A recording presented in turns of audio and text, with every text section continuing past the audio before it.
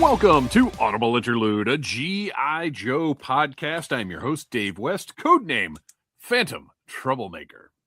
And I am your co-host, Noel Wood, codename Crapshoot.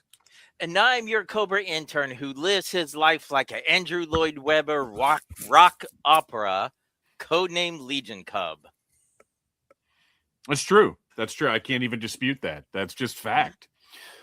Follow us wherever you listen to podcasts. Click the follow button, subscribe, do whatever you got to do. But most importantly, leave us a 5-star review and share this content. Whether it's a podcast episode, something from the Needless Things YouTube channel, whatever it is, if you find something, you enjoy it, share it on the socials. It's the only way that we can grow. We can't do it without your help. And that will help us be bigger and better and achieve more and more in the world of not just G.I. Joe, but pop culture entertainment. You know, one of these days, any day now, you're going to see Legion Cub's face on one of those Hasbro reveal videos. They're going to fly him out. They're going to have him introduce. Finally, we'll get an update of the Invader. There you go. Just like Pixel Dan at the Mattel show, it's going to be Christian with the Invader classified figure. And they'll be like, "Oh, psych."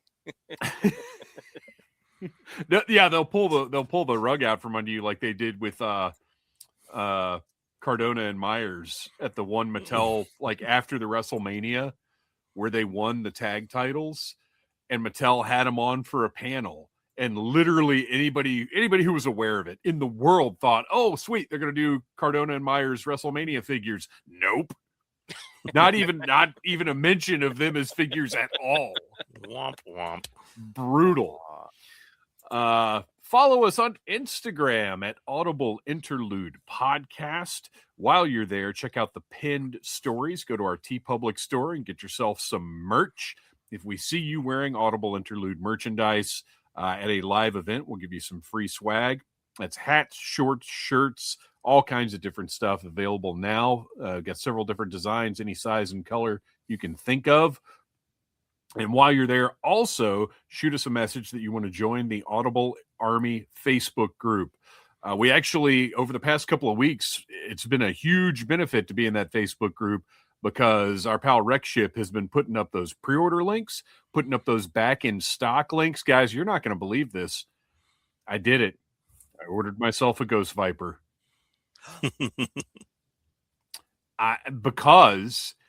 So when the Ghost Viper first came out, what was it? I think it was 55 Walmart and then 63 on Pulse. It was something like that. There was a discrepancy in the two prices. There was, but then when it actually physically dropped on Walmart, it was 60. Like when it hit store, right. Not but online. If you got the pre-order, you got it for $54.99 or whatever it was. Yeah, same thing happened with the Steeler and Short Fuse 2-pack. It was like $8 difference between Pulse and Target. But once it arrived at Target, it was the same price as Pulse. Yeah. So back when that Ghost Viper, first came out, $62.99 was insane, completely unreasonable. But now that we've been pummeled with these high prices for the past however many months, that price, I still don't like it. But now that we have accompanying figures and I've got Crystal Ball on the shelf, I'm like, I got to do it. I got one. I just got one. But I did it. But it was thanks to Rexship posting the link that, hey, they're back in stock on Pulse. I wouldn't have seen it otherwise, because I looked for it the day before, because Friday was when the 250 Duke, which I did not order, couldn't zero. If it looked wilder, and we'll actually talk about this next week because we have to have the visual aid to talk about the fake 250th anniversary figure that made its way around the internet. We'll talk about that on Monday's live stream. But that Duke is just not enough there for me to pay. If it was $20, sure, I'd pick up anything for $20. And then the Dire Creeper or Ghost Creeper or whatever the heck it's called, which I did order one of those. I was very tempted. It's cool. Those translucent arms, man. It's cool. I like it. That's what ended up killing it for me. Because I do love a translucent figure, but I really like those colors for a Night Creeper. I feel like it fits with the Night Creeper. But you don't want to have ghost arms? Yeah, no. For some weird reason. And, I'm Mr. Just Mix all of the lines together. I don't care. Right. Nothing bothers me. And for some weird reason, my OCD could not get over that. And I was like, nope. Well, the thing that got me on it, aside from loving the translucent green parts, which, by the way, Hasbro, why are they not glow in the dark? What are you doing? But the thing that really actually got me like, oh, I should go ahead and get this, is how much I love the classified Night Creeper figure. It's one of the best figures they've put out. So I was like, yeah, let me go ahead and put an order in for this. So on that Friday, I looked to see if maybe the Ghost Viper was back in stock on Pulse, because that's happened before, where they've had a second production run and they've waited until they had a related item to put it back up, and it wasn't. So I was done with it. If Rexship hadn't posted that in the Facebook group, I wouldn't have thought about it again. So I went and got it.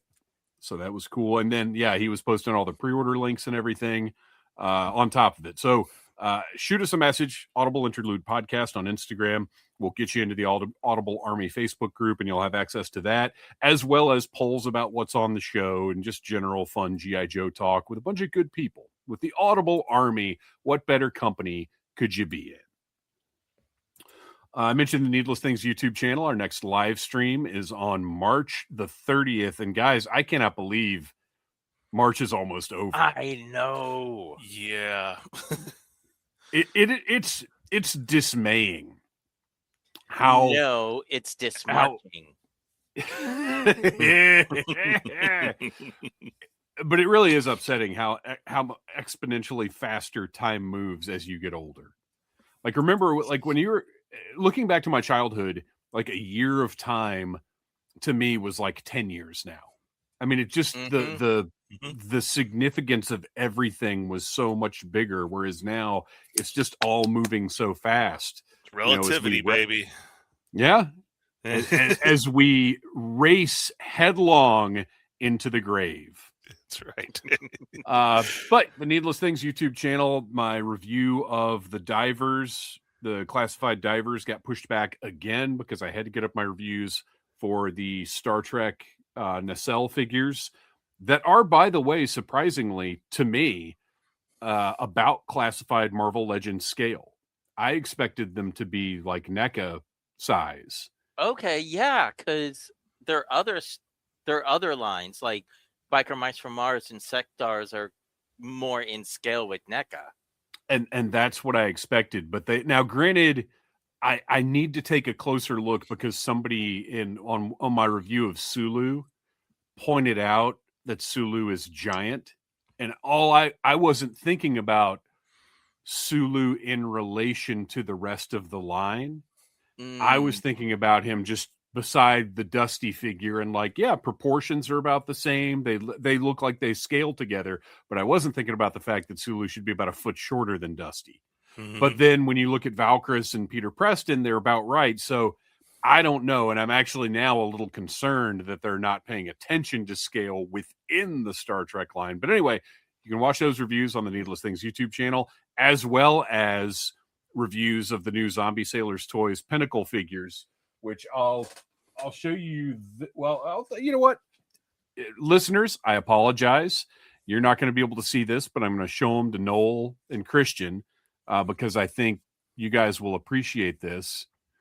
So there is the most incredible Abdullah the Butcher figure ever made. And he's got his fork. He's got his bloody, gashed forehead, and he's proportionally right. Like, to me, those Mattel pants, or is that? Yeah, they are nice. Yeah, and they look great. He's got the boots and look at even the zippers on the insides of the boots. He's got that little tampo right there on the pants. I mean, looks absolutely incredible. And my problem with the Mattel wrestling figures is, to me, they all look too skinny. They're all too tall and skinny. They don't look like wrestlers. They look like Patrick with his boots on. And then King Kong Bundy. Oh, wow. Easily. Well, first of all, he is the heel that got me into wrestling. Like, it was because of what he did to Hulk Hogan, but it was Bundy that got me like, oh my gosh, he just permanently injured this like superhero. So the King Kong Bundy. And then finally, this one is the belle of the ball. This is the one that got like the earliest sneak peek and really got everybody talking about this line. JEFFJARRETT. Ain't he great? So the only complaint I have about that figure is they should have put an LED that flashes for his hat. That would have been great, but it also would have increased the price by I don't even know how much. But I mean, look at the deco on this thing. It's absolutely insane. And they all come with multiple portraits and multiple hands and whatever else. But anyway, those reviews are up this week on the Needless Things YouTube channel. And the divers were next week, but I've got to review the new Reaction Plus Joes. And then by the time I get those done, the comic book Cobra Commander should be here, which I'm not positive. Mine's been out for delivery since 7 a.m. and I haven't gotten it yet today, but I was expecting to have it in hand by the time we started. It's because your mailman is reading the comic instead of delivering the mail. Probably. Mine didn't even actually ship until... Oh, no, wait, I take that back. I'm thinking of something else that we'll mention in the follow-up. So my Cobra Commander won't be here till tomorrow. Mine never said today. Although I think you ordered, because I waited like a day or something because I wasn't positive I was going to get it. But I think you did it like day of, right? Yeah, I ordered it the same day that it went up. Yeah, so that makes sense. And I threw a T-shirt in my cart too, thinking, oh well, I'm good. Well, I'm buying this. I'll buy something else from Super 7. And then I realized, oh, I'm paying for free shipping. I don't have to bundle things anymore. So I held off. Right. Yeah. They I don't know if you guys got the text from them. Yes. About that's in our follow-up. Okay. We'll talk about that in a minute. Okay. We'll talk about that now because that's pretty much everything. Needless Things YouTube channel. Our next live stream is March the 30th. Put it on your calendar. Come and hang out with us. Have some G.I. Joe fun. So yeah, now we can talk about some follow-up stuff. That new Reaction Plus wave. Those reviews will go up in the next couple of weeks probably. But yes, Christian, the Super 7 archive. It's not a sale, but yeah, I mean, I don't know. Well, anytime I get a text message from a company going, hey, we found some stuff, go buy it, I just call it a sale. But you're right.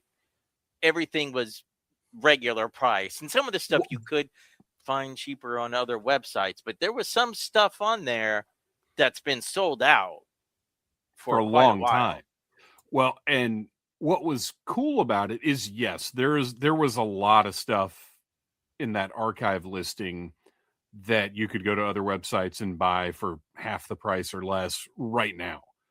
But what was cool is they didn't jack up prices. Like Reaction figures that were $20 when they came out were still 20 or 15 bucks when they came out were still 15.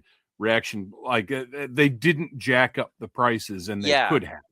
Yeah. The only thing that I got, and there was tons of stuff I could have gotten, but I'm trying to be way more conservative right now. But I was very excited because the ultimate Papa Emeritus 3 has been a difficult find, and they had him in stock for a while because they put him up in an archive thing, because every once in a while Super 7 will put up like a dozen or 20 warehouse finds or whatever.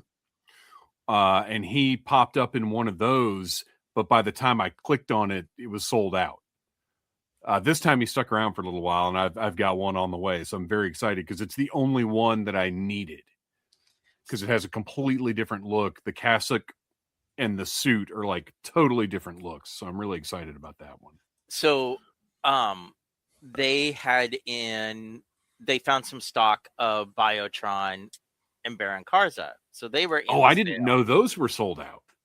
Yeah, they've been sold out for a while, and even on some of the websites, they've been sold out. So, okay, you just convinced me of something then.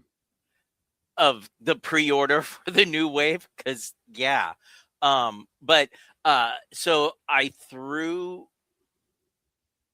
them individually into my cart.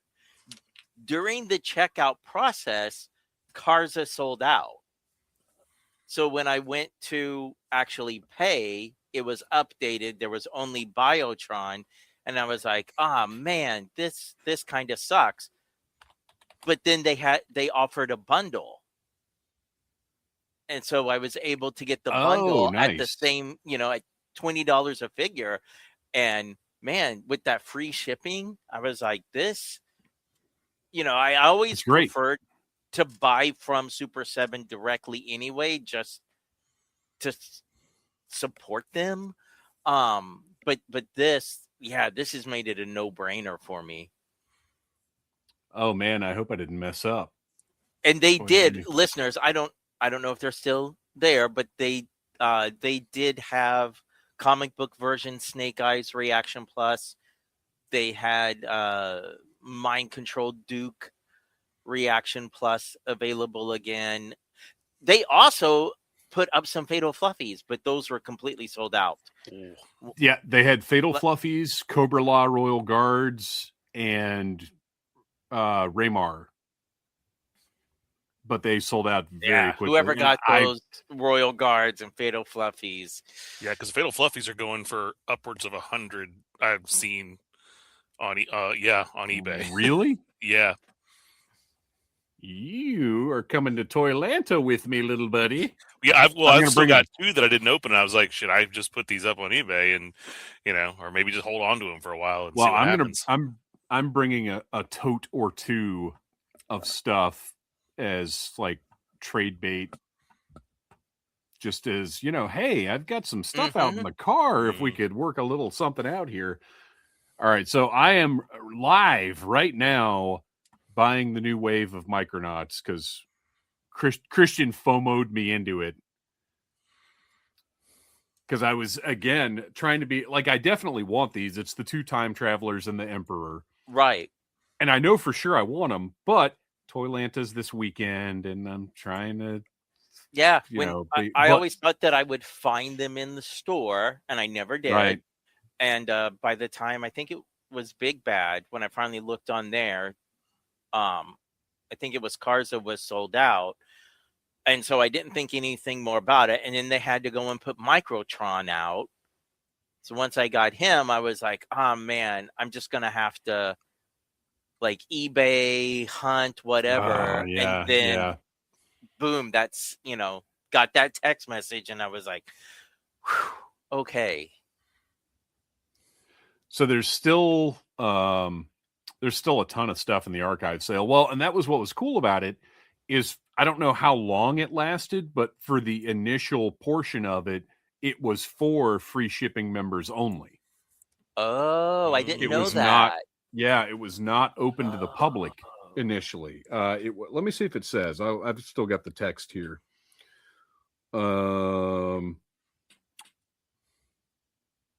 Archive sale is live.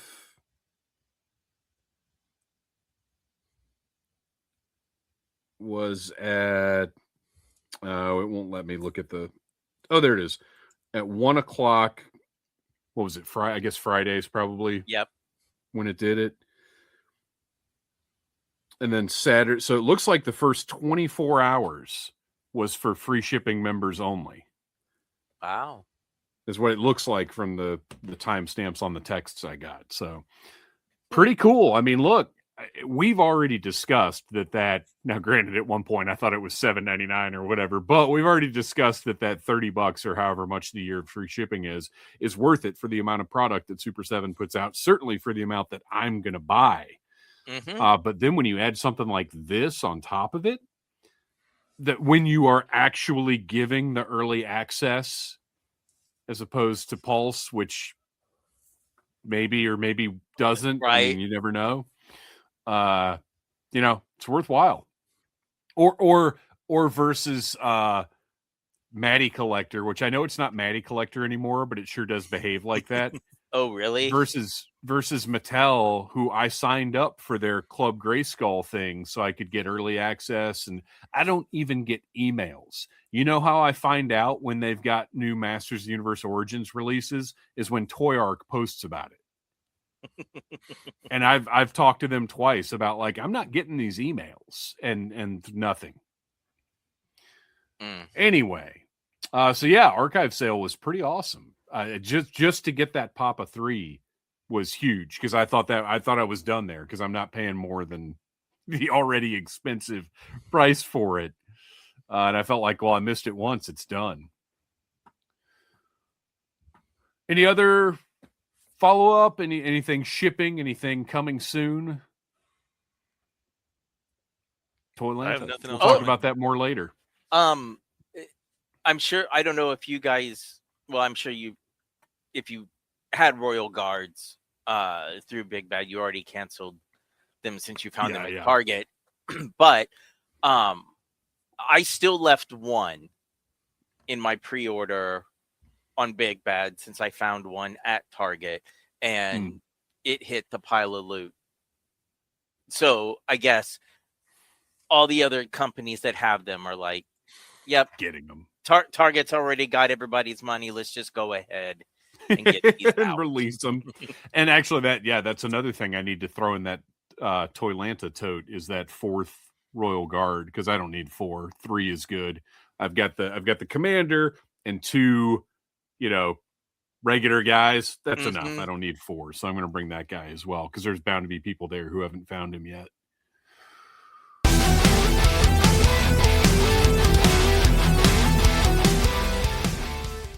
This is Rank and File Card. For the past couple of years, we have been going through all of the original G.I. Joe, A Real American Hero file cards written by Larry Hama. We started in 1982, and we are now up to 1985. Unbelievable. Now, we talked about eels last time, which was a fun conversation, but it's a troop. There's only so much detail you can get into with a troop. But now we've got Mr. Excitement. We've got Mr. Boombastic Flint. And that's probably the first time that's ever been said about him. But, I mean, huge character. He essentially Duke's replacement in the cartoon. And, well, we can get more into that later. Let's get into the file card right now. So this is the Warrant Officer. Codename, Flint. File name, Fairborn Deshiel R. Serial number, 307-624107. Is it weird that there are no letters in that? There's been a bunch lately that have not had letters as we've been going through these. Okay, I hadn't noticed. Primary military specialty, infantry. Secondary military specialty, helicopter pilot.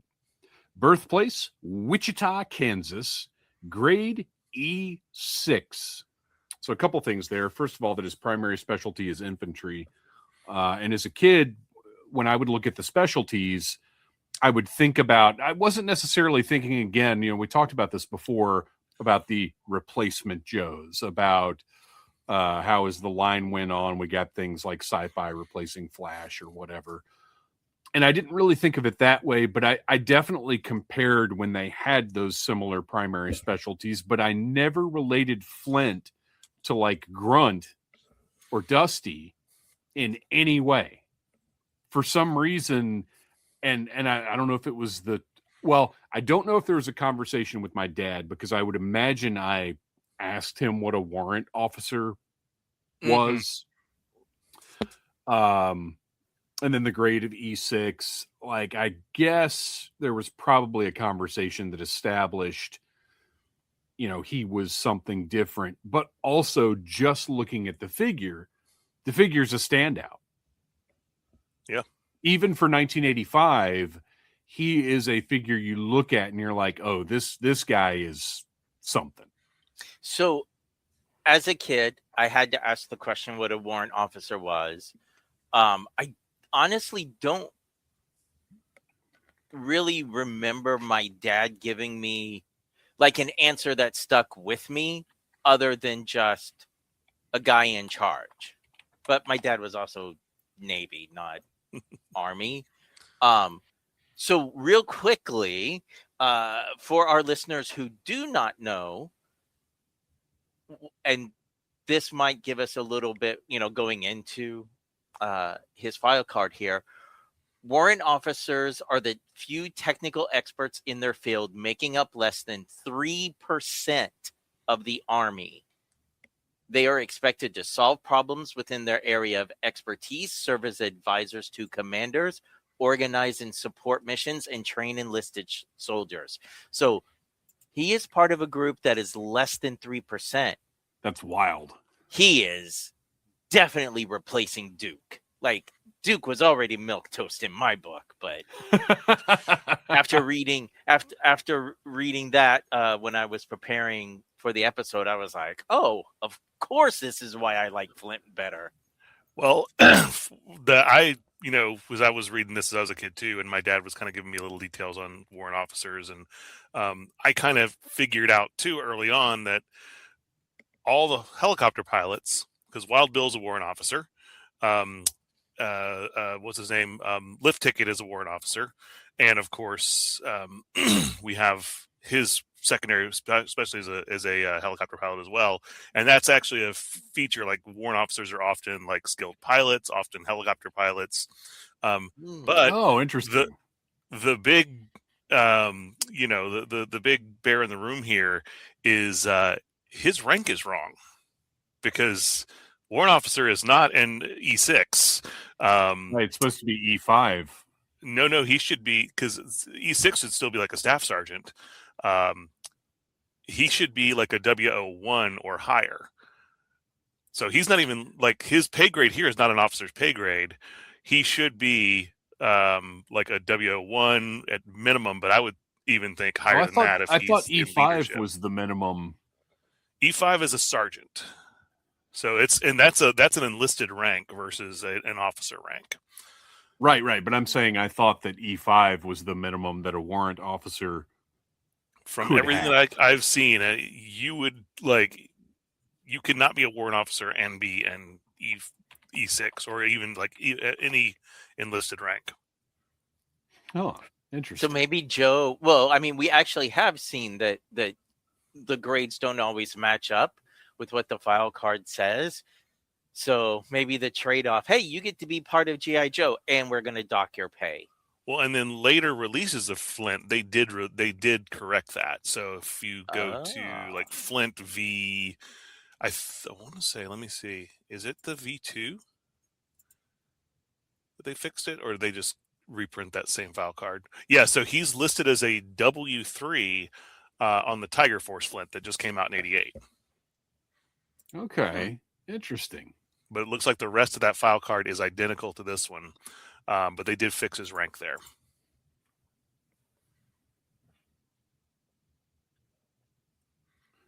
So the only other thing from this top portion that's interesting to me is, if you had no knowledge of it whatsoever, would you pronounce Wichita? Yeah. Wichita. I don't know that I would. Yeah. I feel like it reads as Wichita. I don't know that I would arrive at Wichita without having heard it, but I loved the name of the city when I was a kid. because it's fun to say. Wichita. Mm-hmm. Oh, Kansas. Flint was a Rhodes Scholar and earned his degree in English Lit. Bored by the groves of academe, he enlisted in the Army and applied the tenacity and concentration he had used so well scholastically to grind his way through Airborne School, Ranger School, Special Forces School, and finally, Flight Warrant Officers School, graduating each with top honors.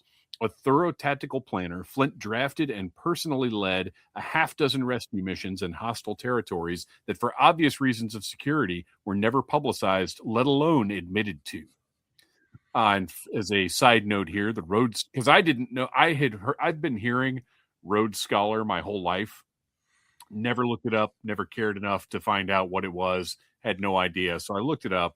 Unless Noel disagrees, the Rhodes Scholarship is a prestigious, fully funded postgraduate award for outstanding students to study at Oxford University, typically for 2 to 4 years. It covers all tuition fees, a living stipend, and travel costs. So that's wild.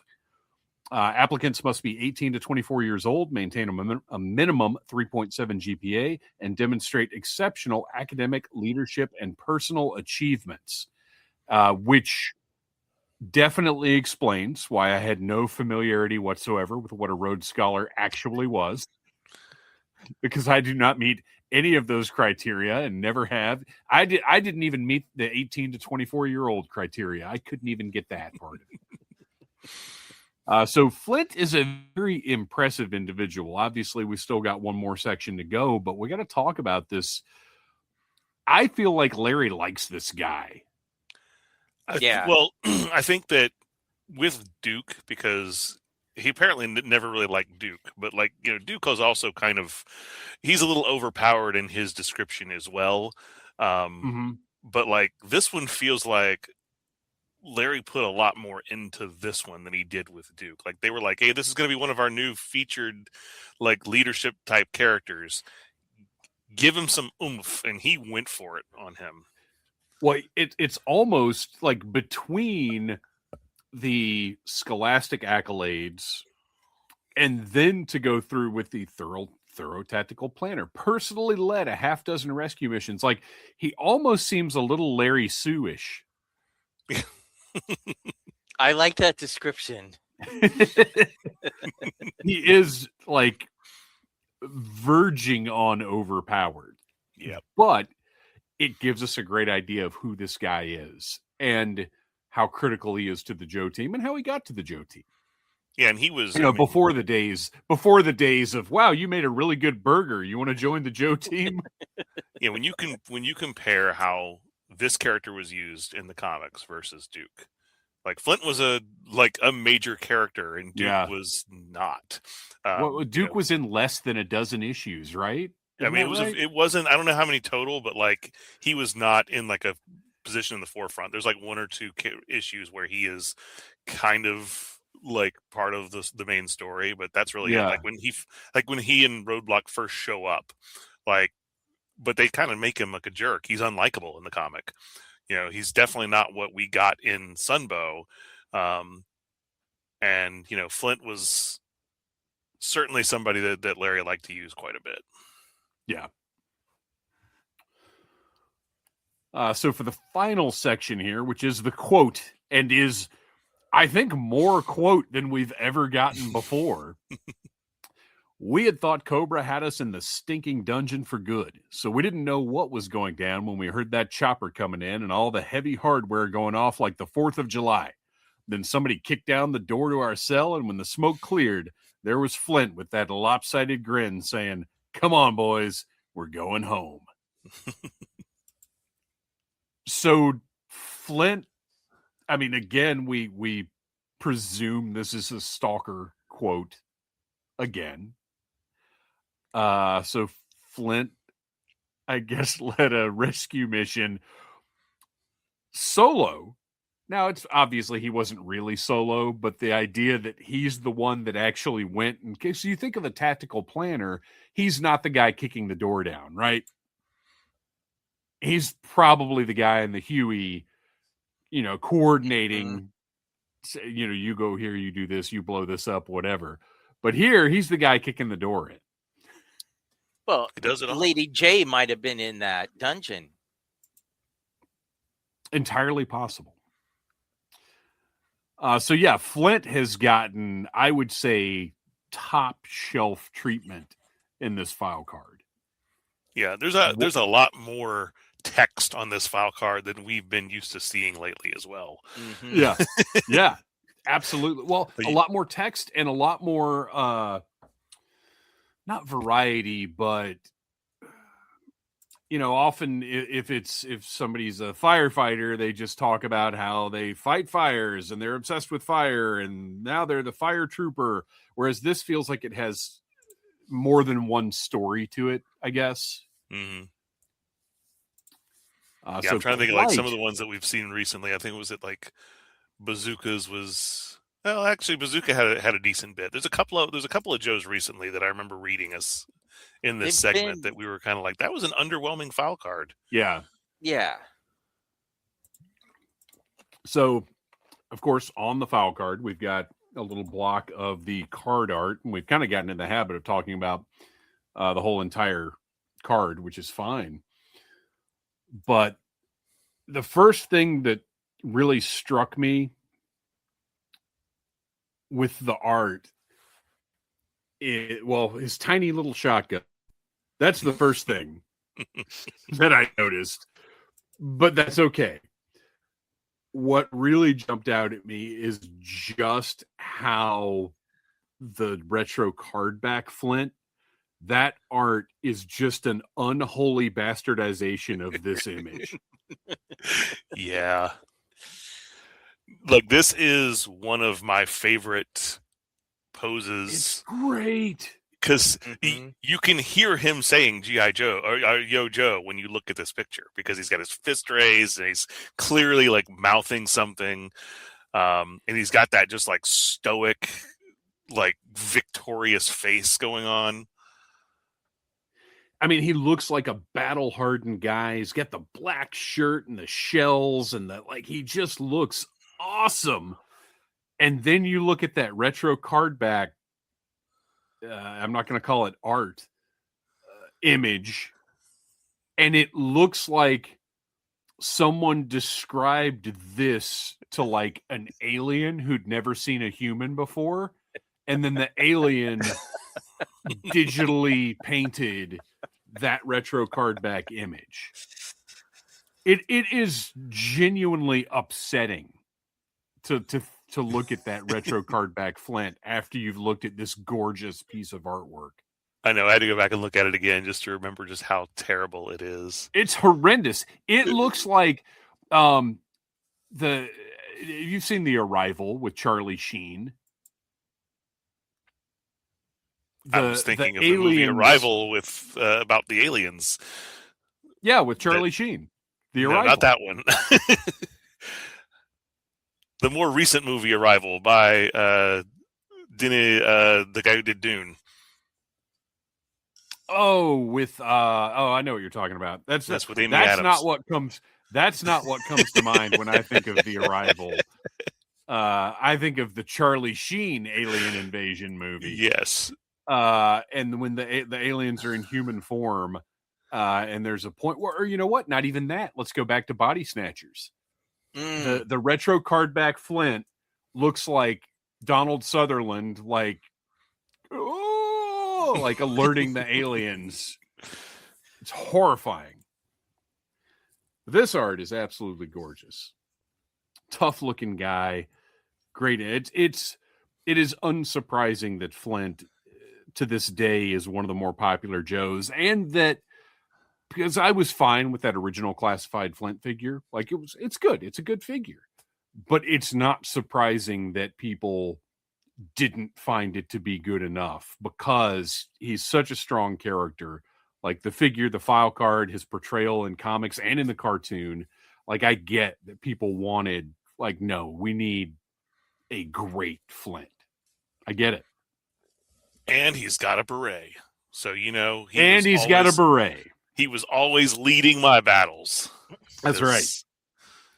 12-year-old me just thought that was the way that the world worked. Yeah, I can't remember I know I thought that Flint was cooler than Duke when Flint came out, but I don't think in my play I ever replaced Duke with Flint. I think Flint was always he was more of the action guy, like Duke. Well, like I was saying about Flint would be the guy in the tomahawk coordinating the attack.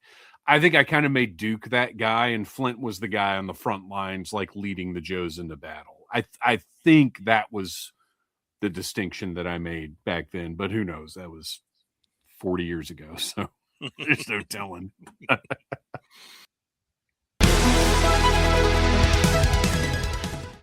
It is time now for America's Elite, which we haven't done in a little while. This is a segment where we take a look at an original Real American Hero action figure and then talk about all of the different versions of that character that have come out since the original release. We don't always hit everything because sometimes our internet resources and our feeble brains don't remember every weird release that came out. But I think we're going to cover this one pretty thoroughly. And this one is for no reason other than, he came out 40 years ago. We're going to talk about Leatherneck, the I guess sort of replacement for Gung Ho, and he was the new Marine. He had a mustache. Always really Marine with mustache. Exactly. Mm-hmm. So in 1986, we actually got two. This was mind blowing at the time to get a repaint the same year. To get a repaint really was still a novel concept, even though we had seen Grunt and Clutch. It was still a new thing to me. The idea of getting it's a different uniform in a way. Mm-hmm. But the first Leatherneck we got is the OG, the camouflage with the, oh my gosh, I just got hit by a memory so hard. I'm going to have to look and see if I have a picture of this. I was Leatherneck for Halloween. Oh. Wait, as a kid or an adult? Because you do live in Atlanta. So it was probably 1986. Wow, this just blasted into my head. I think I've even got a picture of it because I've got all of my parents' photo albums. My mom brought them all to me years ago. So being obsessed with G.I. Joe, I of course had, and with a dad in the military, I had fatigues. I had all kinds of web gear and holsters and everything else. But what made this, gosh, this is wild. This is why I loved Leatherneck so much. Do you guys remember around 85, 86, those years, and probably more years than that, but specifically there, winter jackets with zip-off sleeves? Oh, yeah. Yeah. So it could be just a vest. And I'm sure this is still a thing, and I'm sure at the time it wasn't even a new thing, but to 10-year-old me, it was cool. I had a khaki winter jacket with zip-off sleeves, and it had brown. Now, it wasn't green like this figure, but it had brown, corduroy on the shoulders, very similar to the pattern he has. And I put that vest on over my fatigues and was Leatherneck for Halloween. Cool. And I had completely forgotten about that until looking at this just now. And it clicks why I've always, even though it's so weird looking on the figure, because could either one of you explain this vest he has on? What's supposed to be going on there? What do you think? I need to be able to... Yeah, I've never quite figured out exactly what that was supposed to be. He's got, tan down here, and he's got this brighter green on his shoulders. Yeah. I mean, as a kid, I loved the two-tone color. Yes. because it it makes broke him it different. up compared Yeah. to the other Joes that were just, Yeah, olive if he drab. was just all camouflage, he would be like, in my head, he would have been Ripcord with a hat. I mean, You know? weirdly, until you just now, like, saying what is going on with it, it has never, like, I've always just accepted. Right. Oh, that's Never just thought how it about how looks. Like, I've weird never it given it actually is. a thought. Mm-hmm. And I'm looking at the card artwork for him, and it's not a separate piece. It really is Right. just. It's a shirt with, It's a but target it's for not Cobra. because he has a different color collar and there's a zipper. I think it is supposed to be a vest. I think that's the collar of his. He's got a regular military camouflage military blouse on under a vest. I think that's what it's supposed to be, just like what I had. But it's a cool design because, like you said, it makes him stand out. It breaks up the camo. It looks different and it's memorable. So anyway, 1986, great figure. Big mustache. I wish the figure had the longer hair that the card art has. Yeah. And I wish they had done that. Well, we had talked about how we wish, because that's supposed to be Ron Rudat's likeness, right? Yep. Mm-hmm. And he looks a lot like, the card art looks a lot like Ron Rudat. Like it's dead on. Yeah. And I wish they had done the classified figure like that, but they didn't. They didn't go in that direction. But anyway, yeah, this first Leatherneck figure, really, really good figure. Comes with a great weapon. I love that M16 with the grenade launcher. Yeah. Underneath it, like a really cool look. Backpack, pretty simple, but it's different. It's got the canteen on the back. Like, it's just cool. It's got the bedroll. It's got the. Yeah, and it's a very like traditional loadout for a character like this, with just like the single rifle and the backpack. But I mean, it's perfect for this character. Well, he feels like plussed up army guy. Mm-hmm. Like a lot of the Joes feel like just army guy, and there's so many different designs. I mean, we saw in 1982 there are a lot of ways to portray that, and then moving on through the line, like you get more and more interesting army guys. But it almost feels like, well, let's do, well, I say army guy, Marine, but you know what I mean, soldier. Let's do soldier, but we're going to give him a little kick. We're going to give him a little more personality, a little more style than just soldier.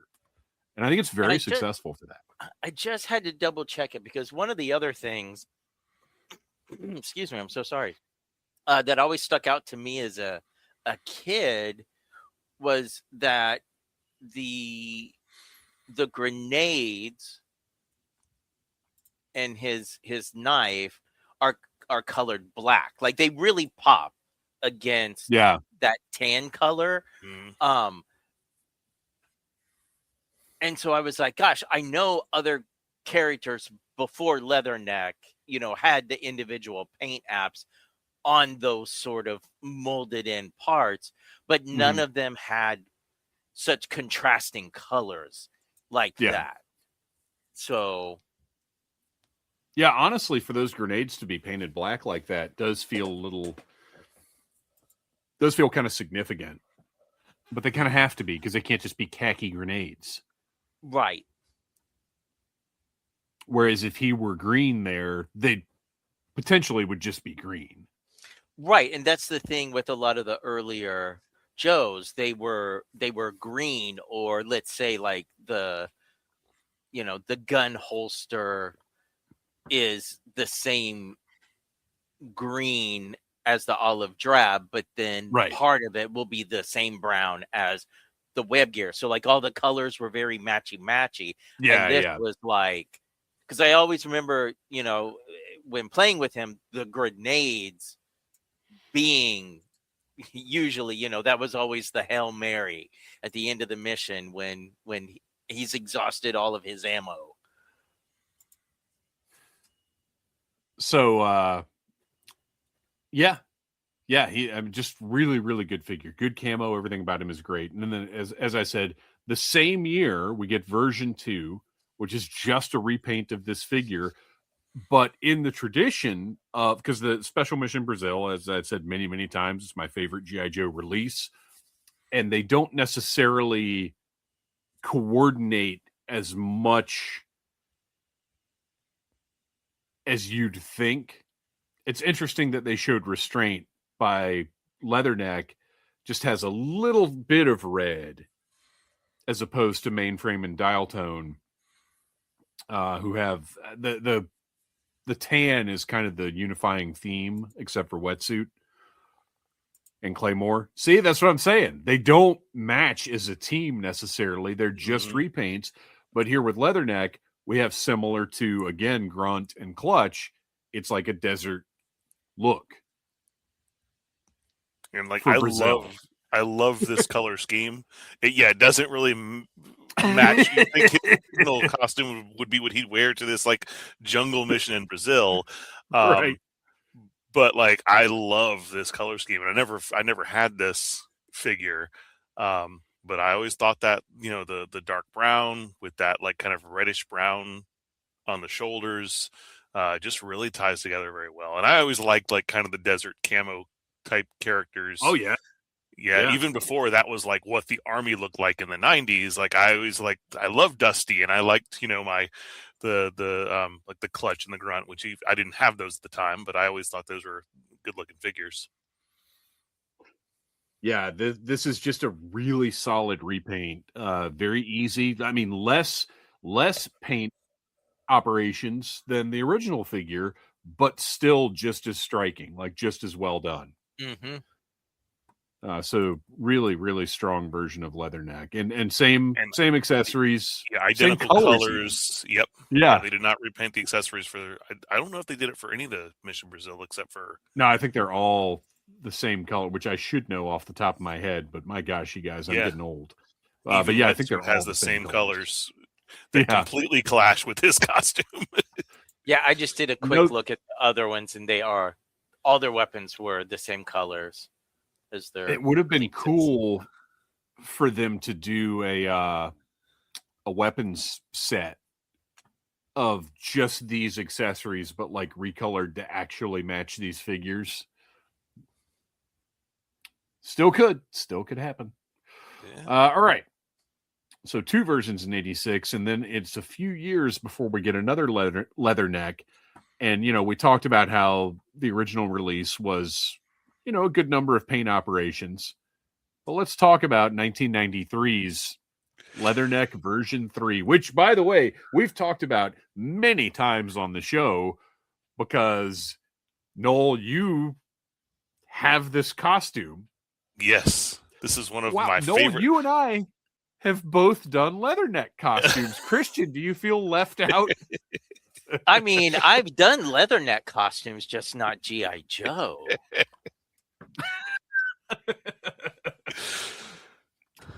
So Noel, walk us through this guy. Honestly, if I were going to do one, giraffe pants seems the way to go. Well, we have our Leatherneck V3 here, who has. So we'll start at the top. He's got a boonie hat that has its brim turned up on the sides. His mustache has just gotten even more fabulous in the last 7 years than it was initially. Well, and I appreciate that he actually does still have the mustache, because a lot of times with the later versions of characters, they completely lose distinguishing features like that. Oh yeah. I mean, his head is definitely Leatherneck's head. Yeah. His upper, he's got this kind of like reddish brown, like it looks like a bomber jacket sort of. He's got these yellow harnesses with bright blue grenades across his chest, like the brightest blue that you could possibly put on this figure. And of course, yellow belt and all that, but nothing compares to what we have going on below the waist, because he has these amazing giraffe pants that are bright yellow with brown spots, and he is definitely a one of a kind figure. Just insanity. I'm a big fan of these legs. These are Falcon's legs, and I really like the thickness on them and the pouches. Like they just have more weight to them than some other Joe fatigue pants. Like I think these look really good. Now, whether they look good in the giraffe camo is up to the eye of the beholder, but it is a really good base for military trousers. I just noticed on mine, so you can see the bottom, you mentioned he's wearing like kind of a bomber jacket. And I just noticed that the bottom of the jacket that sticks out under the belt on mine, the paint does not match the torso. It is a much, much lighter brown. No, and I think it's probably because they painted over another color. The yellow. Yeah. Yeah. Yeah, I'm sure they just weren't too worried about matching that paint. But I mean, look, this is I bought this figure before I really... Matter of fact, there might be a review of this. I think I might have bought this from Second Chance. I think it's one of the ones I bought mint on card because they had a number of figures on like really beat up cards. Yeah, I think I remember your unboxing video for this one. Yeah. And it didn't even occur to me that people would be mad that I'd opened it up, but boy, were they. But it was a fun video. I enjoyed it. Yeah. I bought him just because I was like, he's interesting. Well, this is one of my favorite costumes that I've ever built. I've only ever worn it one time because it is a lot and I have to shave to do it. But I will put on a Joe costume and I'll walk around like Dragon Con, which is where I wore this costume, or I'll walk around a convention and I might get acknowledged by 2 or 3 people if it's a character they might even be remotely familiar with.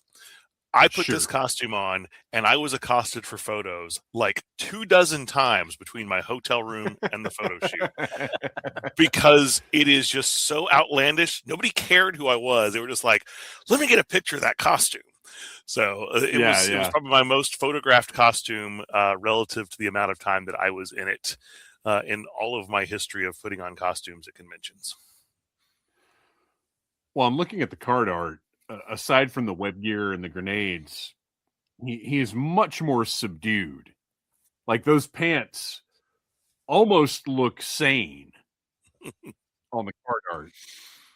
Yeah, because there's no yellow. Yeah, they're like brown and dark brown. Yeah. But I'm glad the figure looks like it looks. Oh yeah. It is definitely a unique figure. So it's several more years before we get another figure using the name Leatherneck, which is how I'm going to put that. Next up in 2001, we get a 2-pack of Marines, Gung Ho and Leatherneck. And I have this. Gung Ho is like recognizable as Gung Ho. And now at the time in 2001, I did not know that there had been a Gung Ho figure that looked like this. I thought they were just updating his look and I hadn't seen it before. But this Leatherneck bears no resemblance to Leatherneck whatsoever. Yeah. It's a good figure. So that puts it to me a step above the Stars and Stripes figures. But it's almost on that level of irrelevance to the character. Has no mustache. It's got brown hair. The face actually potentially could be Leatherneck. He does have sort of a gruff face, but nothing else about him. Like I said, it's a good figure. I actually like the weird holster right in the middle of his chest.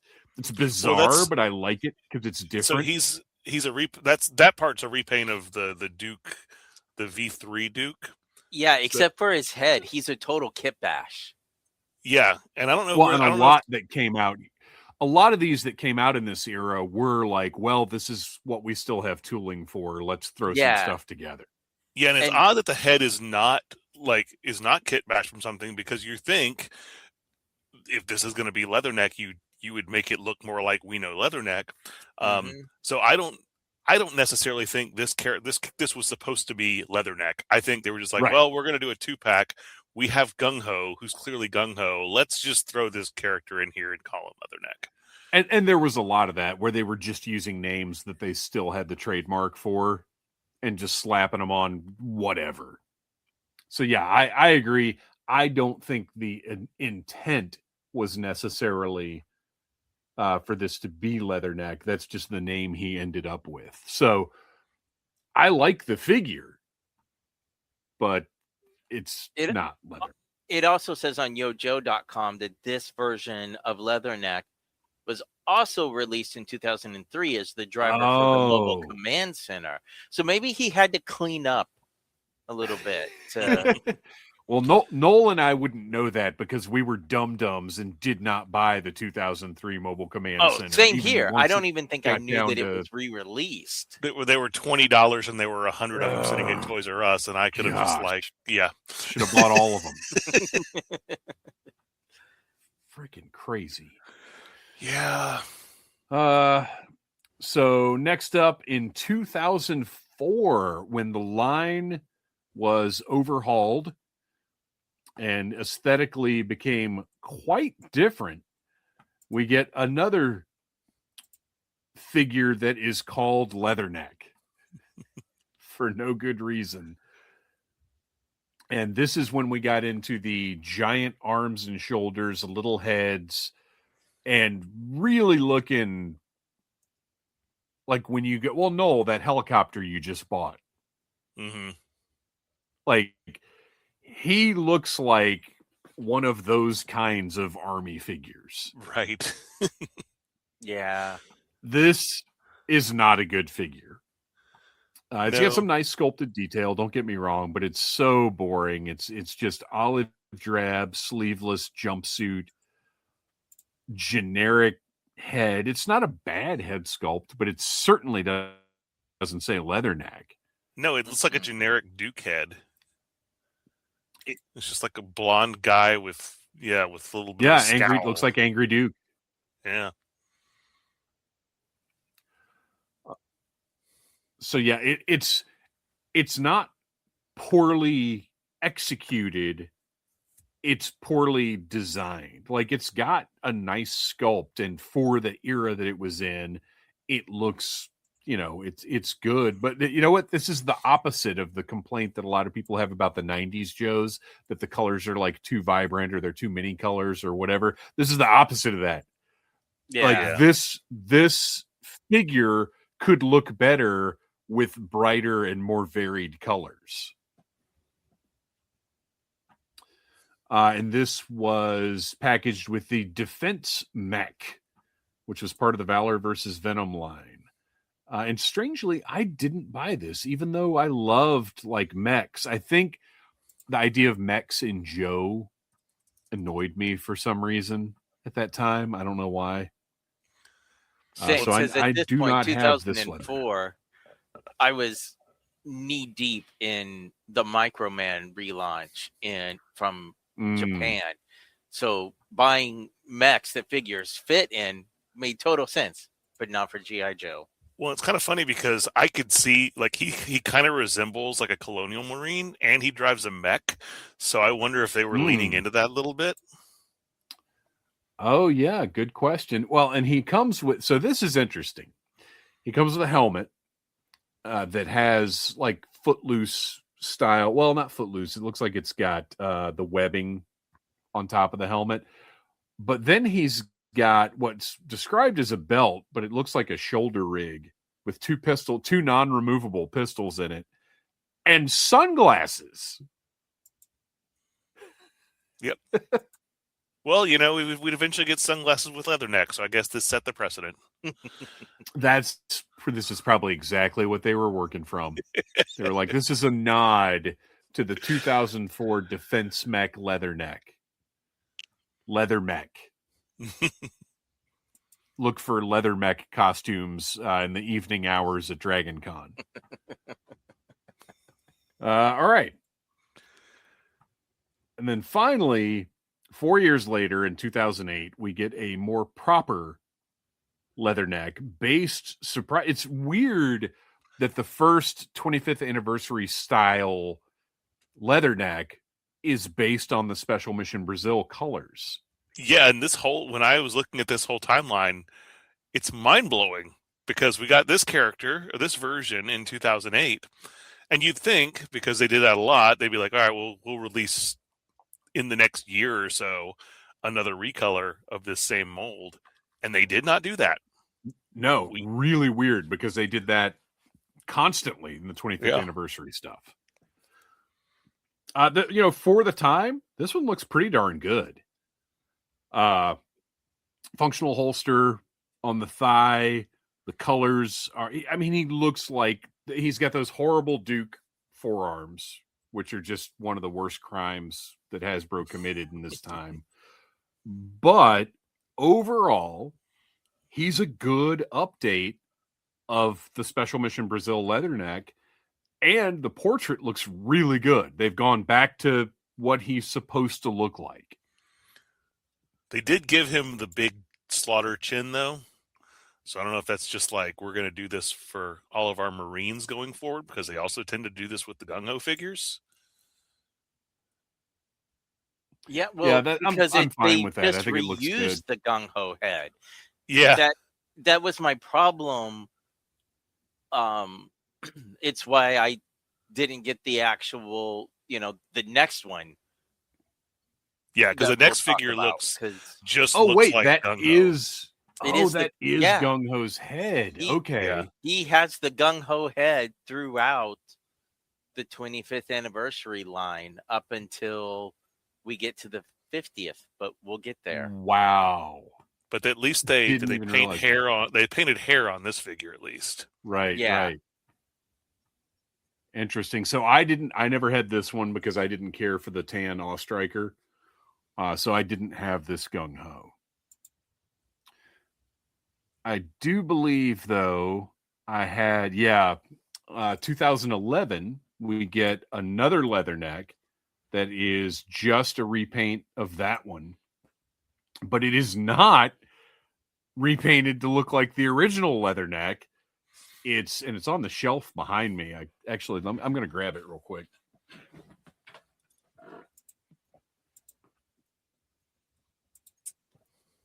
Yeah, I didn't get this one either, because the Yojo picture is really, really dark. He is mostly, what a weird design. I haven't looked at this guy in years, because he's sitting on that lousy generic ATV. Gosh, he really does look more like Sergeant Slaughter here in the face than anything. Now, he does have improved forearms. If you notice, he doesn't have those cuts halfway down the forearm anymore. They moved the cuts up to the sleeve, so that's an improvement. But he's mostly just olive drab. I mean, it's a pretty good figure. I've apparently lost his pistol at some point. Yeah, probably it's during the flood. A nice like a universal color scheme. It's uniform all the way, top to bottom. Yeah. And occasionally that's kind of cool if you want to put together a little squad of realistic military guys. Well, and especially to come with a vehicle, like they were doing reduced apps on drivers at that point anyway. Mm-hmm. So it's pretty good repaint. And sometimes doing reduced articulation on some drivers around this time too. Yeah, that was a problem. So this one's fine for what it is. I've got more issues with the vehicle that he came with than I do with him. We'll talk about that in future Instruments of Destruction. Actually, yeah, whenever that Snake Eyes versus the Trouble Bubble set comes out, we'll have to remember to. And also, why is it even called the Tiger Claw? It's not Tiger Force colors at all. All right. Anyway, moving on. We're not here to talk about vehicles. We're here to talk about Leatherneck, and we've only got a few more to go. Same year, 2011. Looks like just another repaint of that same body, although it does have the improved forearms. Well, this is the convention exclusive for the G.I. Joe convention in Orlando that year. So those are always just going to be pretty much straight repaints or Frankenstein figures. This was the Mission Brazil 2 box set was the one this one came in. And he looks, I like the look of him. I like that they added the vest on to give him a little more going on than the other figures had. The color variations, he's brighter colors. It's a good looking figure. I dig it.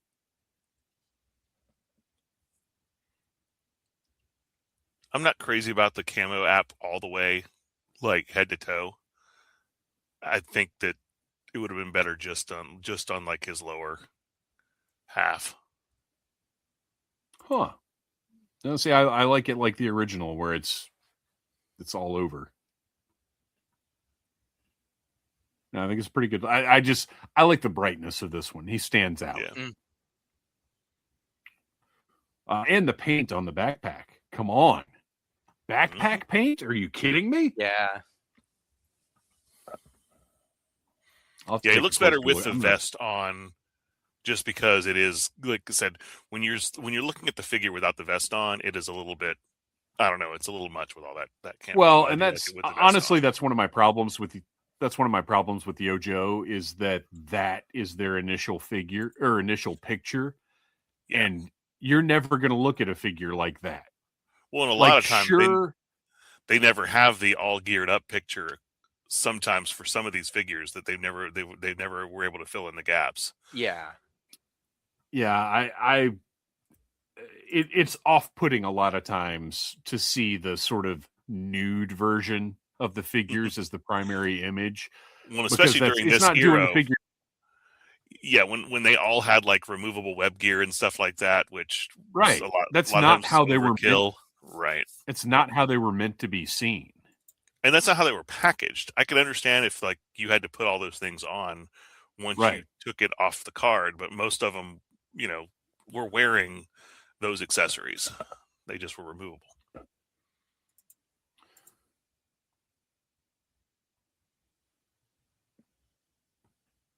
And then the last entry from the main portion of our Leatherneck figures, version 9, 2014. And this one kind of fulfills all the wishes for me. And I only got this one recently because I was not, and it sounds so ridiculous to say anything from 2014 was too expensive. But for the time, I found all of the 50th anniversary stuff to be overpriced. I just thought it, or I thought it was too expensive. I don't like to use the word overpriced, but it was too expensive for what it was for me. Only later did I get this 3-pack, and this Leatherneck is great. Because first of all, the portrait, but I got the Leatherneck off of eBay. Well, the portrait looks like the original card art. Mm-hmm. Yeah. And he's got the longer hair. Yes. And he almost looks like a shrunk down classified figure. Like he's not quite that finely done, but he's close. Yeah. All the proportions are good. Now he's giant. So if you have a problem with Leatherneck being huge, then I always that's a thing. Want Leatherneck to be a little bigger, which is why I was a little disappointed in the classified figure, which we'll talk about in a minute. I've never thought of him as particularly large. For whatever reason, I just haven't. But also, it doesn't bother me that this figure is this large.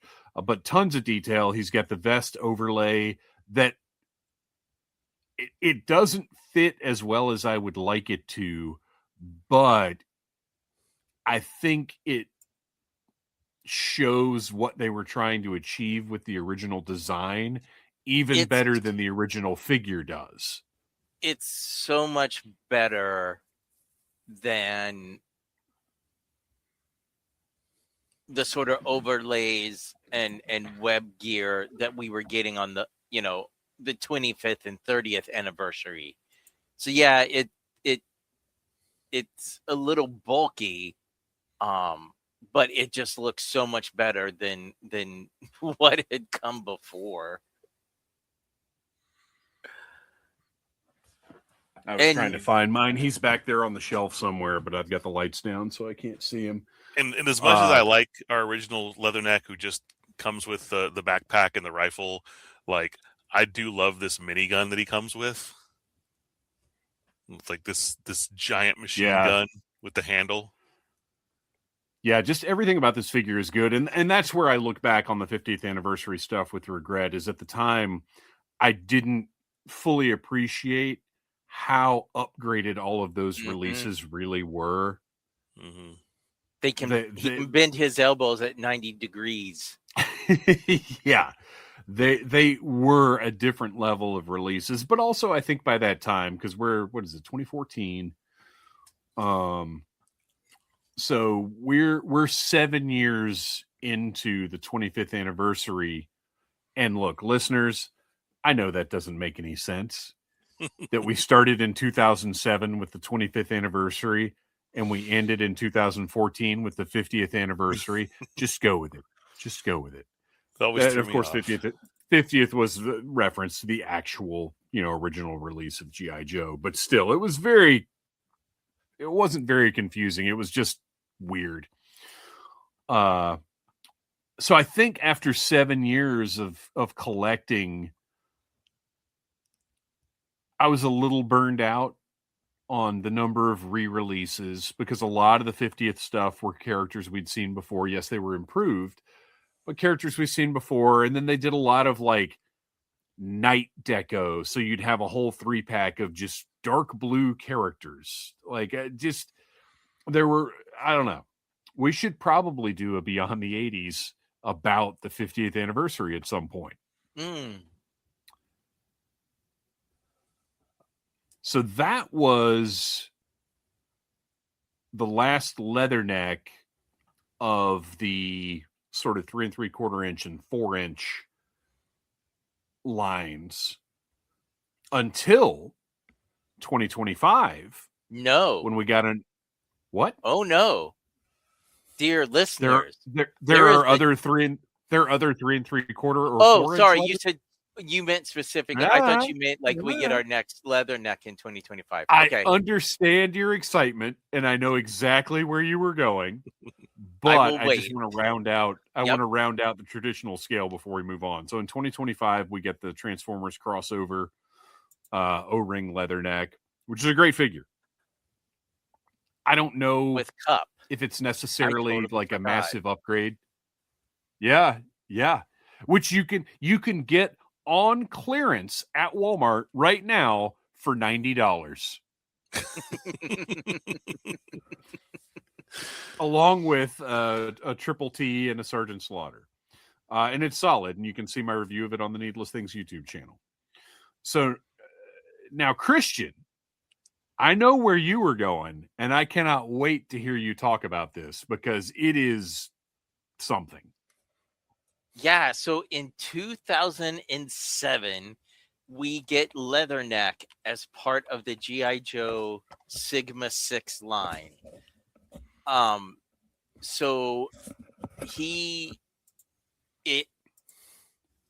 olive drab shirt, camo pants. You're thinking, okay, this sounds like Leatherneck. Instead of the dark black hair, he has brown hair. They kept him. Not only does he have the superior mustache, he has a handlebar mustache, so you know he means business. But instead of the vest, they give him this tunic that slips over. Man, And I don't know what they were going for with this. I don't either. I don't like it, but it looks like dislike it. Is the weird thing. It's like I dislike.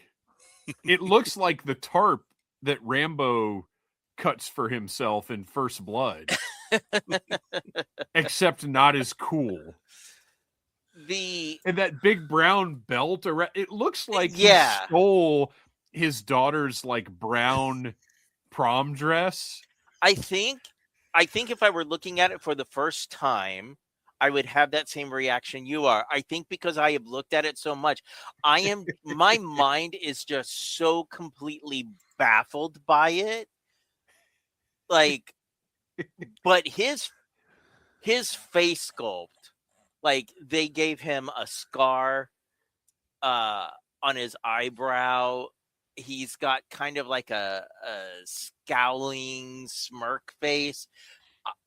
I really like everything about this figure when it comes to being a part of the Sigma 6 line. Yeah, until you get to the very weird tunic. It looks like he murdered a Jawa and stole its little robe. This is all the Sigma 6 figures are fantastic toys. His loadout is unbelievable. The amount of accessories that he comes with. And this is a great looking Sigma 6 figure. I would throw that brown thing in the trash and happily put him on the shelf. Yep. And then in 2013, Leatherneck got a Microforce figure, which are kind of the like squinky type little squishy figures that were all the rage at the time. And then finally he got a Funko Pop, which is I didn't get any of the G.I. Joe pops, but he looks good. It's a good Funko Pop. You like him and you like Leatherneck, you got to get it. And I'll tell you this right now, if they had done a Special Mission Brazil Funko Pop set, I would have bought it. It looks like they did. Is that another Leatherneck that they did in the Combat Squad for Sigma 6? Yes. Oh, really? Okay. It's got a black tunic. Oh, so they were all about having a tunic. See, he didn't come up when I did the search. Is it under Sigma series? Well, no. I mean, this one with the brown tunic was released under the Combat Squad. Okay. So another Combat Squad was with this. I don't know who this character is then. I was just looking. Oh, okay. Just trying to find any other examples on Google image search, and then I found this. So. But yeah, that was in all the searching I did. Those were all the Leathernecks that I could find. If there are others, shoot us a message at Audible Interlude Podcast and let us know that we missed one. But now we have to determine what is the elite Leatherneck out of all of these. Are we not talking about the classified figure? Oh yeah, and the classified Leatherneck. Well, we did talk about the classified Leatherneck. Yeah. Which is, I mean, it's fine. It's a good update. I said I was a little upset that it wasn't as tall as I wanted it to be, but and it's actually a little shorter than a lot of the other figures, which I think is probably the thing that bugs me the most. It's not that it's not taller, it's just that it's not the same height as some of the other figures I've got it sitting next to. Huh. I didn't put the glasses on mine. They're cool. They're great glasses. Some of the best glasses they've made in the classified line, but I don't want Leatherneck wearing them. But yeah, otherwise, I think he's a great update. I honestly hadn't noticed a significant difference in the shortness, and it's no mainframe, but maybe that's why they made mainframe so short. It's because we're like, we know Noel isn't happy about Mm-hmm. Leatherneck's height. So we need another frame 86 frame, Marine who is a little shorter than this one. yeah, then we'll have a better comparison there. And he can what he's been out for end of 2024 or early 2025. I can't remember. I think it was 2024. That's not a seems big like deal. a long time ago. Yeah, it does, doesn't it? Wait, was he one of the figures that was initially like October 2025, but then came out in like February? Wasn't he in Xandar's wave? I'm trying. That sounds right. You know what? Yeah. I don't care. Let's not have this dispute again. Let's move on instead. So out of all those leathernecks, Christian, what is your preferred leatherneck? It's gonna be version 1. I really love the 50th anniversary leatherneck, but everything I love about it is based around the look of that first leatherneck. Yeah. I love that he has so many varied looks. But all the best ones are based off that classic look. So sentimentally, my favorite is version 2, the Special Mission Brazil one, just because I love that set so much. But as far as like looking at a figure and thinking this is the definitive leatherneck, ooh.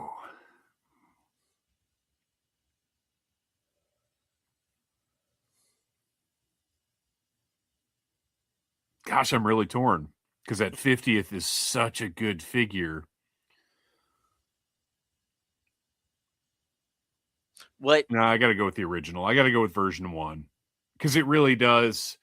Even though the vest is a little baffling because it fits him just like it's a shirt. No, you know what? No, I'm going 50th. Oh, I'm going 50th anniversary. All right then. So then my vote will actually have some weight potentially. But look, I would love to just talk about my guiltiest of all pleasures of G.I. Joe figures, that 1993 V3 Battle Core Leatherneck. I adore that figure, but no, it's V1. He was, when I think about the figures that got the most play, Leatherneck got tons of play when I was a kid. Like, he was one of my favorite action figures growing up. Well, yeah, and why I picked the 50th is because I feel like it realized that original card art. It had the portrait.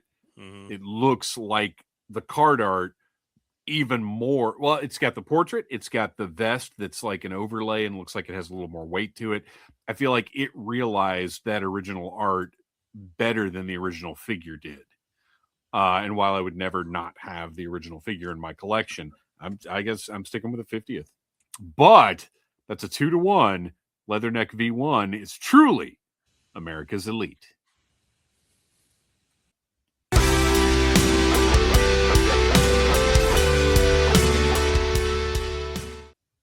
Instruments of Destruction is the segment where we talk about the vehicles, playsets, the non-figure releases from G.I. Joe. Thus far, only from Real American Hero. But certainly things are open. I mean, we need to go. No, because we talked about the capsule, didn't we? So we have gone outside of our normal space capsule. We have gone outside of our normal comfort zone. Or did we do that today, we might have done that for a Beyond the 80s segment. And not it might have been, because that's not really an instrument of destruction, is it? But I feel like we may have ventured outside of our normal lines on this one. But regardless, this installment, we are firmly in the middle of our comfort zone in 1986, spring of 1986 to be specific. Maybe, I don't know. I saw that on the internet. We're going to be talking about the Havoc. And it's crazy that we haven't talked about it before because it's one of my favorite Joe vehicles. I don't know what the holdup has been. But this was kind of similar to the America's Elite Leatherneck that we did, in that I had to check and double check to make sure we had not already talked about the Havoc. But sure enough, we have not. And there's a lot to talk about because it's one of the most unique vehicles to come out of that era of G.I. Joe. Original pricing, according to yojo.com, which we have discovered to not be entirely accurate from time to time. According to Yojo, it was $8.99 when it originally came out, which just seems bonkers. Yeah, I don't think that's accurate because this is a bigger vehicle than there was. That kind of standard size that we saw, like where the box, like the Snowcat and the Vamp and the Hiss, they were all kind of the same size. Right. This was a lot bigger. Like the box was way bigger. Yeah. Well, and if you check, oh gosh, it's not Half Battle. It's the website. I can't believe I didn't put it in my notes. No, it is. No, Half Battle's the media. The other site that has all the ads and stuff. Battle Grip. Thank you. Battle Grip, if you go look at ads, at Sears it was $11.99. At JCPenney it was $12.99. However, the department store pricing tended to be a little bit higher. Mm-hmm. So I don't know. I can't imagine this was a $9 vehicle, but at the same time, that's from ads. So that for sure was the higher department store pricing. Maybe it was $10 when it came out. But still, even if $12.99 across the board had been the price, all the play value you get in this vehicle for that price is amazing. So the Havoc is the Heavy Articulated Vehicle Ordnance Carrier. They tried real hard on that one. What's that? Oh, yeah. Yeah. Yeah, there are a lot of stretches in the acronyms throughout the 80s. It included the driver cross country, who we'll talk about another time. We're just talking about the vehicle today, but I can't even tell you guys how excited I was about the Havoc, because it was, I think what's exciting about it back in 1986 is that it's clearly like a science fiction vehicle. It's got the two sets of tracks. It's got the forward canopy, and that beautiful clear canopy going over the front of it was such a unique, cool sight. But it's in the olive drab, so it still looks like Army. Yeah, this one it was such a weird vehicle because I did not have this as a kid. But there was so much going on with this vehicle. It kind of felt like they had like ideas for 3 or 4 different vehicles that they just decided not to build. So they just threw them all together into one. Two. Well, yeah, I guess there are 2 technically. But I gotta wonder, was there a little bit of Mask influence on this vehicle? With that little with that little pod. Entirely possible. That would actually make sense. And I want to go ahead and clear this up before we get any further. We are not the kind of show that says things like, well, the gunner is completely exposed, so this vehicle is stupid. That's just not a line of logic. If you're starting to apply real world logic to G.I. Joe, we are not the show for you. I'll just tell you that right now. I thought that articulated gunner station was awesome. Oh yeah. And the way the ratcheting of moving it forward and back was so satisfying. Now, it was a little frustrating that you had to move it every time you open the canopy. But and also they lay down in the front. Yeah. Mm-hmm. I as a kid, I always thought that was awesome. The coolest thing. Yes. And so the practical, the design answer of why is because it's got those treads in the front, and there wouldn't have been enough room for them to be seated. Like, that's my guess, is that it's not really a choice of, well, they'll lay down to pilot this thing. It's a choice of, we can't make it the size it needs to be and have them seated properly in it. So we'll just have them lay down. And then the lower reason is because you got this giant glass canopy, so you want to make sure that you're as low as possible. Well, that's come why on they now. have cross country up top. Right.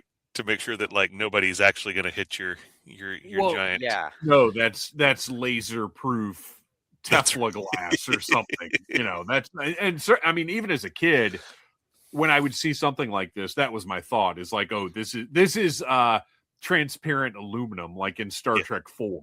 Right. Like this is not just glass. So you've got the forward compartment that and also if the gunner is piloting, what are the two people in the forward compartment doing? Like surveying land? Like what is that all about? See, in my And I'll tell play, you, I never thought about it.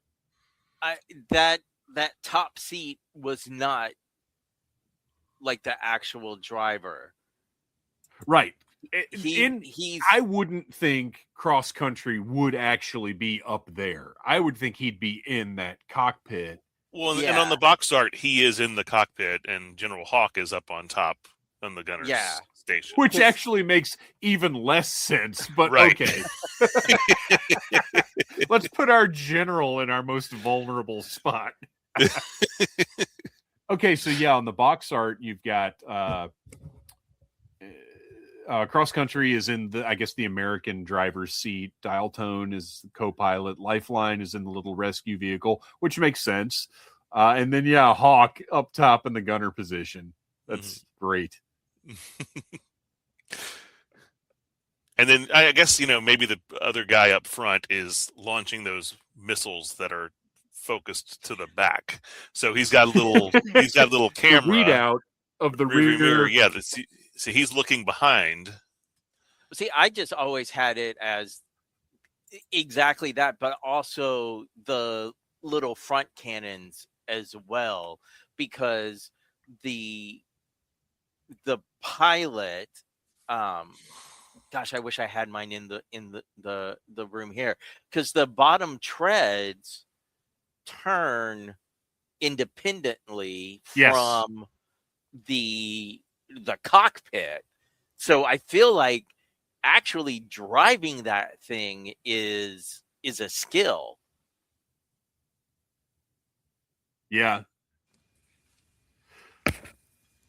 So you've got the forward portion that's just really cool, unique looking, armed to the teeth. And then the rear portion where you have the opening panels that reveal the hover vehicle, which also 1986, there is nothing cooler than a vehicle that hovers. Yep. Yeah. And this hover vehicle was particularly cool because the hover apparatus, I don't know what the term for that is, but it was it shifted. Yeah. So as you flew it around, you kept the bottom part level to the ground and moved that top part, little action feature. Very clever design. Lots of fun. As I said, tons of play value in this. And then you also have the removable engine cover that was always, it was present in lots of the Joe vehicles, but it was just an awesome thing to have, an awesome detail that wasn't necessary, but that they threw in just to add, again, just more play value.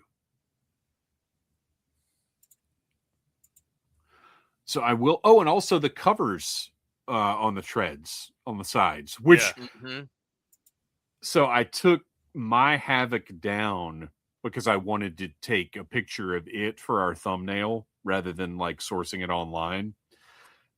And I only then realized that the rear tread covers on mine were in backwards, which doesn't look bad because if you notice, the tread covers have the little, I don't know what to call them, but the little parts sticking out so you can pull them out. Yeah, little tabs. But if you turn them around, they're flush with the treads, and it actually looks good, except for the fact that the inside of those covers isn't like detailed and sculpted.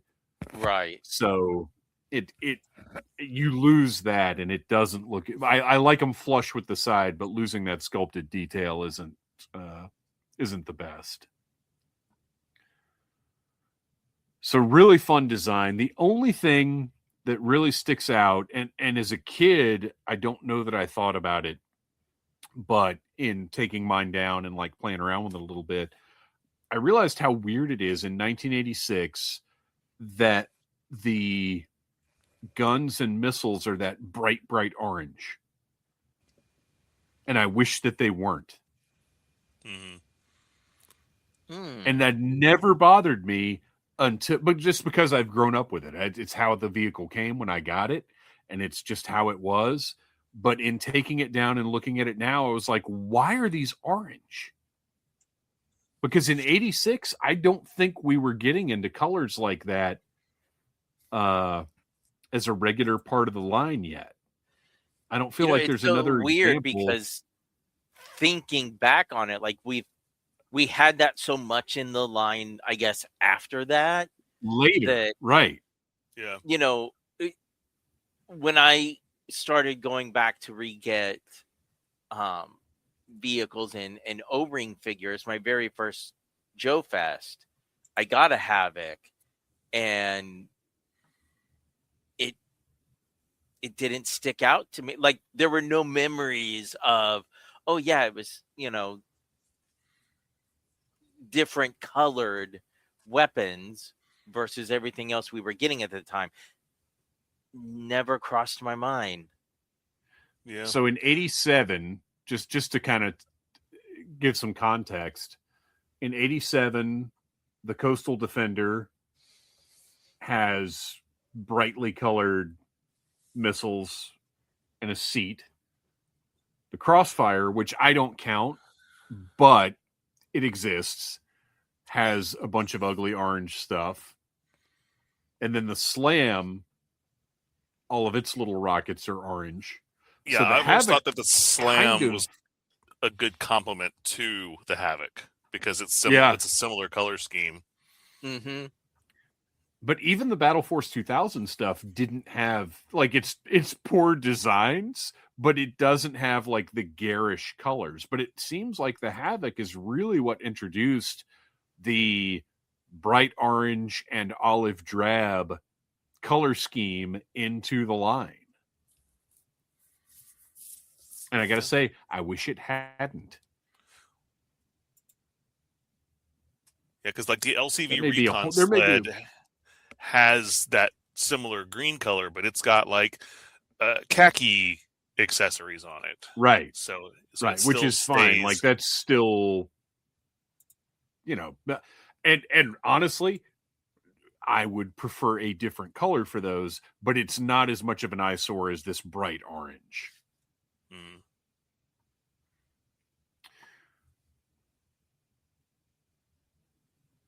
Let's see. What else have I got down here? Oh, according to halfbattle.com, which is my personal... well, I guess I have to say Yojo is my favorite because it's the easiest to navigate. So Yojo is probably my favorite G.I. Joe resource online. 3D Joe's is the best, without a doubt. But it's not as easily navigable as Yojo when you're doing something like we're doing. But halfbattle.com is just fantastic because it cross-references cartoons, comics, toys, all of it. And according to halfbattle.com, the Havoc had 19 appearances in Sunbow.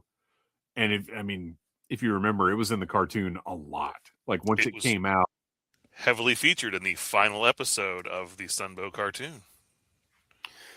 There were 10 issues of the Marvel comic in which it appeared, but it did not appear in order of battle, which is kind of surprising. The driver was. Right.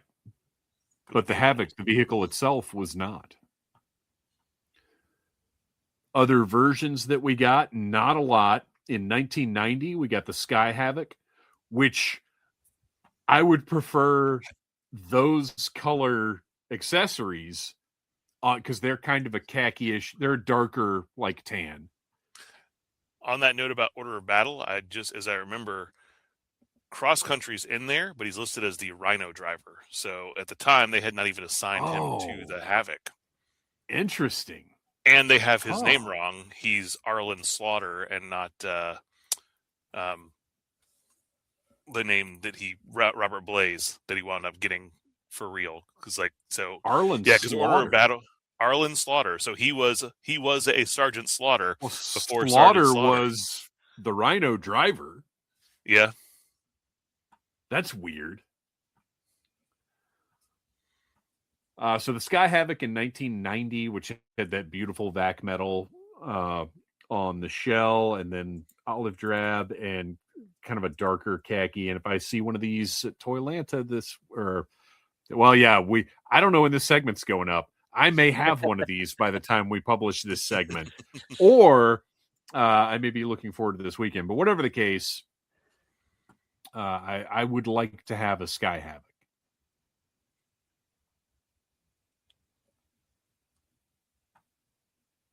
Is this? I don't know if we've talked about Sky Patrol a whole heck of a lot. How do you guys feel about the vac metal treatment?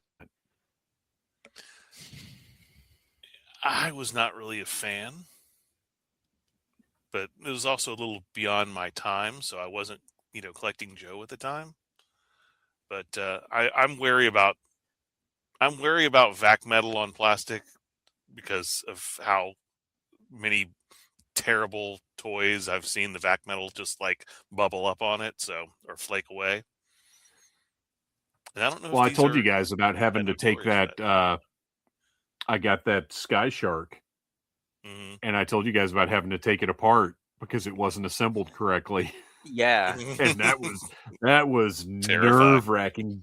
But after taking it apart and cleaning it up, it's beautiful. I like the Sky Shark. I don't like the vac metal on the Havoc.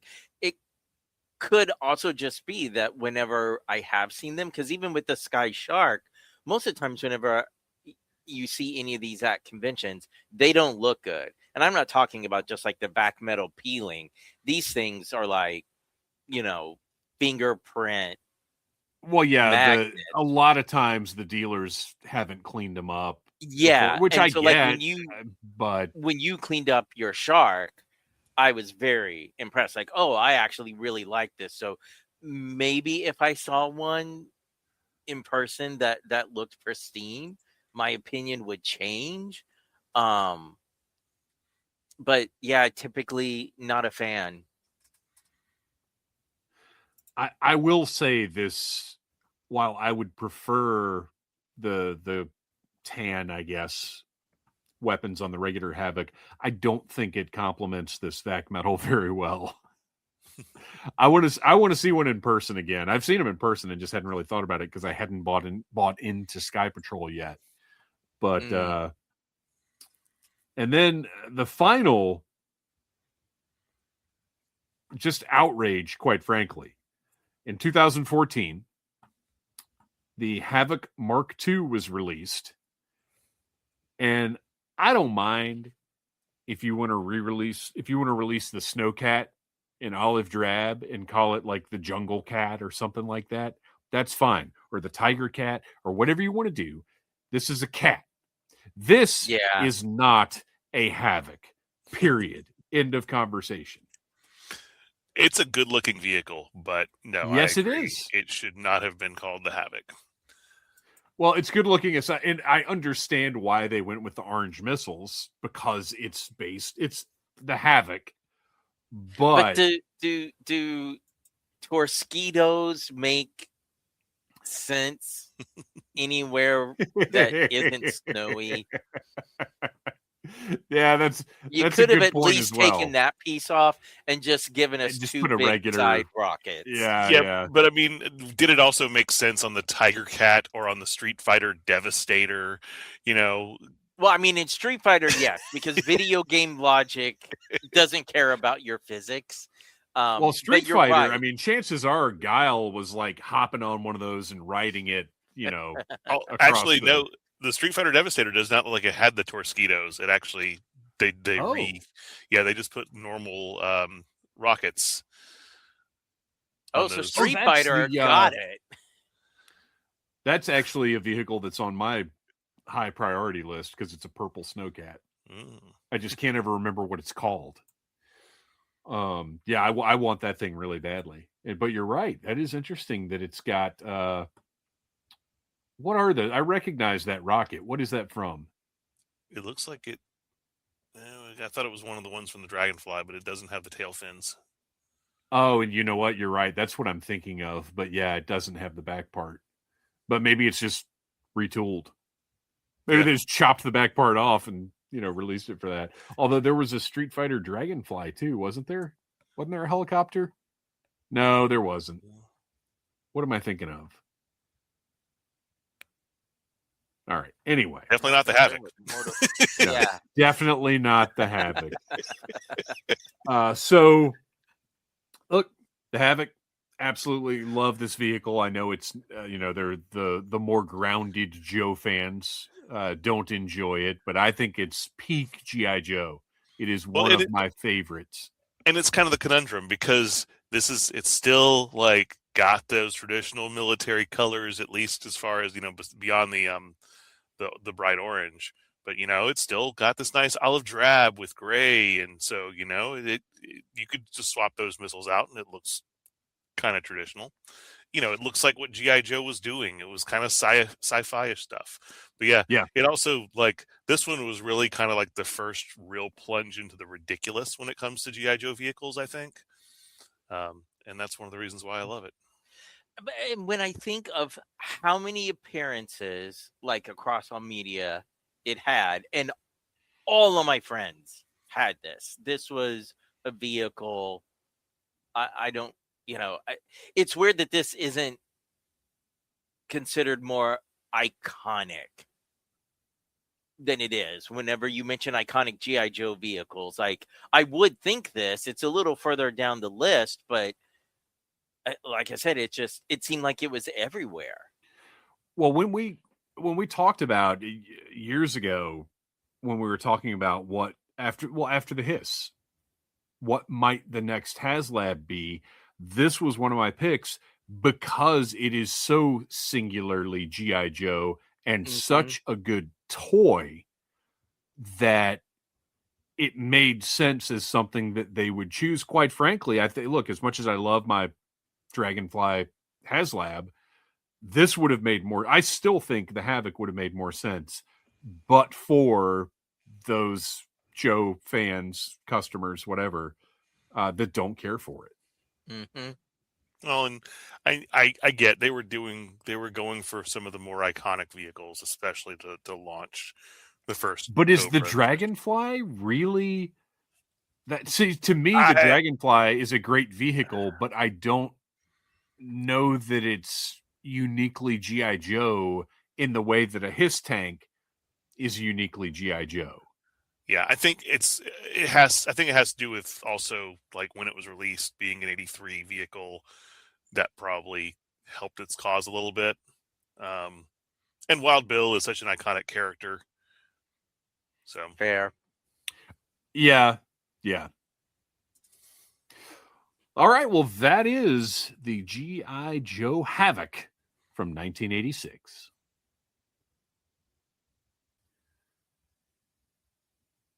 This is Knowing is Half the Babble, where each of us gets a little bit of time to talk about something that may not even be G.I. Joe related. And guess what? I just found Leatherneck's pistol. It just fell out on my desk. It was not actually gone.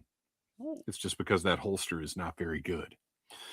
Noel, what babble have you got for us? So this was, I shared this with you guys yesterday, but this is just kind of one of those weird things that just makes me wonder about humanity sometimes. I just was sitting on my laptop scrolling through Facebook, and I saw, the little targeted ads come through, and I saw one for eBay, and there was this, it said Transformers Collaborative, and there was a picture of what was clearly just an AI image of a robot that transforms into a vending machine, you could see. So it was well, that's weird. Is that some sort of like crazy bootleg? I'm going to have to click on that. And so I open up this eBay auction, and this eBay auction is a live auction. It says there are at least 10 of these things available. They had at that point sold 4. I'm looking at it now. They've sold 6. And the only thing this is it says Snackbot Ventron 2-in-1. There's clearly like some of those garbage AI letters on the side of it. It's clearly like an AI image that's supposed to, like, it's in a window box, so it doesn't even look like remotely realistic. There's no other pictures besides this one, and if you like do a reverse Google image search or even like look up Snackbot Ventron, there's nothing else on the internet about this thing. And yet at least 6 people have paid $17.99 or best offer plus $7.52 grounded vintage shipping for where I am, at least to order this thing. Guys, pay just do 2 minutes of research when you buy something on eBay. Do 2 minutes of research for literally anything. I always say triangulate your information. If you can't find it in 3 different places online, it's fake. Now, that doesn't necessarily mean it's real, but you can rule it out with a little triangulation. Amazing. And by the way, this image, we need to, I'm going to do a save and share it on, we'll share it in the Audible Army Facebook group. So the Army can see what we're talking about. Because it's awesome. If it was real, I'd buy it. Yeah. But it is clearly not real. You don't even need to look for it anywhere else online. You just need to look at the picture. And it's like, well, this is not a real thing. Right. I just figured, okay, if I reverse image search, I'm going to find like the person who initially generated this AI image, and they posted it on some like forum somewhere. But the only other places I saw it show up were other like listings on eBay that were like cross-referencing this one. Right. So like it's the only place this really exists on the internet. Nonsense. Christian, what is your babble this week? Okay. So back in 1975, Mel Brooks made a show called When Things Were Rotten, which is a Mel Brooks take on Robin Hood. Okay. So way before Robin Hood Men in Tights. I knew of this show because back when I had a satellite TV, we used to get this channel called Ha before Comedy Central exists. And it showed nothing but like, Captain Nice and like one season shows. And I recently found this on YouTube. So I was like, I'm going to go down the rabbit hole again of watching all 13 episodes. And the man who plays Robin Hood is an actor by the name of Dick Gautier. And I'm like, man, that name is familiar. Why is that name familiar? So when I look, okay, he's the voice of Rodimus Prime, and he's the voice of Serpentor. Oh, that Dick Gautier. So surprise to me, that sends me down the rabbit hole of seeing, all the other sort of shows that he did. Mainly, I just wanted to turn everybody on to, if you like Mel Brooks humor, if you like Get Smart, please check out all 13 episodes of When Things Get Rotten. But Dick Gautier's son also happened to take a certain item out of the house of Tommy Lee and Pamela Anderson. What? Yes. His son had the stage name Austin Moore, who is the person that stole a certain tape out of their house and reached infamy. Yeah. Wow. So some G.I. Joe, Pamela Anderson, 6 degrees of separation or 6 inches of separation, however you want to put it. But if you've seen the tape, you know that is not accurate. It's more than 6. Yeah. But any other pun. And there's not much separation either. Wouldn't work. But Yeah, mind blown. Tom- That's my Tommy babble. Tommy Lee's classic Joe sized. You struck one of my young teenage like anger spots was when I found out that they were combining Ha and the Comedy Channel, Yes. taking away 50% of my favorite comedy that I could watch at any time on television. Yeah, because Ha had like Night After Night with Alan Havey was like my favorite thing on the Ha channel. And it showed classic Saturday Night Live. Like that's where I got to see like the 80s era, you know, when nobody liked it, when Lorne Michaels wasn't there. Well, one, corporate mergers are bad 100% of the time. And most often the lesser entity, I don't know why, ends up flavoring the programming of the new combined unit. I don't know why that is, but it always seems like, and I can't, like, because Sci-Fi was, like, there was another channel and there was Sci-Fi, and I don't think it was quite the same as when the Comedy Channel and Pa became Comedy Central, but, like, every time the less good programming is what takes over. Yep. I don't know why that is. Same thing happened when Sirius XM merged, and all of the great channels that were on Sirius. So like they had an 80s like new wave like post-punk channel called Fred, and the 90s one was called Ethel, and they just rolled those into the first wave and lithium versions that were on XM that were like not nearly as good. And so like it's always the way. They always just take away the better stuff and just let the lesser stuff take over. I don't know. But the bottom line is mergers are always bad. Bad for the consumer, bad for the marketplace, everything. All right, well, I'm going to make mine quick because we got to wrap things up here. I just want to mention that Toylanta is happening potentially as you're listening to this, but I'm hoping maybe some people driving into town or whatever will listen to the show on their way in. But it's a great toy convention in Duluth, Georgia. And some of the toy companies that will be in attendance are the Four Horsemen, who will have 2 exclusives available there. They'll have the Lieutenant Holiday figure, which you have to have a VIP pass to Toylanta to obtain. And then the Mythic Legion's Legendary Warrior figure, which we talked about on the Needless Things episode, I believe. I got a little mad about that. Go check that out. What was it, the Toy Fair episode, I guess? Yeah. Yeah. So go listen to that Needless Things Toy Fair episode if you want the details on that. But I will be grabbing one of those. Also there, Animal Warriors of the Kingdom. Spiro Toys will be there with their wide selection of animal-based action figures. 9 to 5 Warriors, which I really want to see in person. I've not seen these in person yet. Do you guys know what these are? I know of them, but I've not seen them in person yet. They're basically like food fighters. And well, really, they're basically like food fighters. Like some of them are office supplies and stuff, but they look great. I just want to see them in person. So I will finally get to this weekend.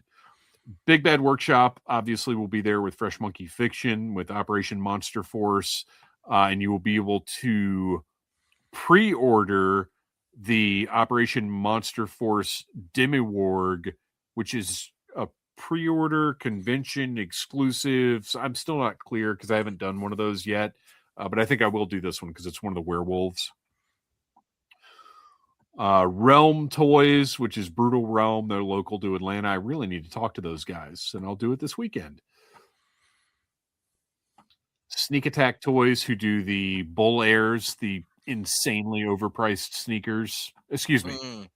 I don't like overpriced. It's insanely expensive sneakers. And they've got all kinds of new stuff coming along. So they're clearly doing well with their sneakers, and good for them.